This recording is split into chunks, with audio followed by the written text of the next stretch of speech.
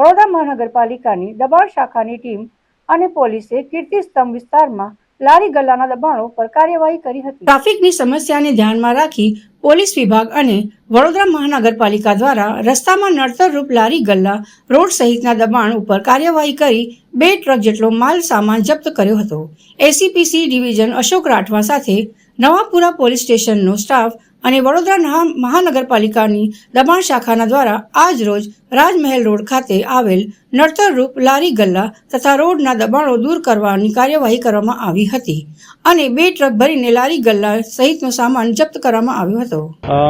આજે છે પોલીસ દ્વારા અને કોર્પોરેશનની જે એસ્ટેટ વિભાગ છે એના દ્વારા આજરોજ ભગતસિંહ ચોકથી છેક રાજમહેલ ગેટ સુધી જે કંઈ પણ ગેરકાયદેસર દબાણો થયેલા છે કે ગેરકાયદેસર લારી ગલ્લાઓ હોય છે એની વિરુદ્ધમાં એન્ક્રોચમેન્ટ રિમૂવલ ડ્રાઈવ રાખવામાં આવેલ છે.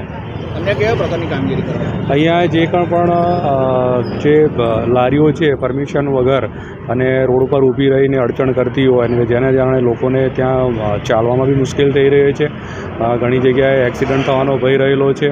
બીજું ઘણીવાર દુકાનોની બહાર શેડ બાંધવામાં આવેલા છે, બધા ગેરકાયદેસર છે. એ બધું છે એ રિમૂવ કરવામાં આવશે જેથી કરીને લોકોને અડચણ થાય નહીં. કોઈ એક ગુનાના કોઈ સંડવાયેલા એવા કોઈ આરોપીને ત્યાં નહીં, આજે ફક્ત છે એ રોડ પરના જે દબાણો છે કે રોડ પર જે ગેરકાયદેસર લોકો કોઈ બી પરમિશન વગર લારી રાખી દે છે અથવા તો શેડ કાઢે છે અને લોકોને અડચણરૂપ થાય છે એ પ્રકારની જવાબદારી ડ્રાઈવ ચાલી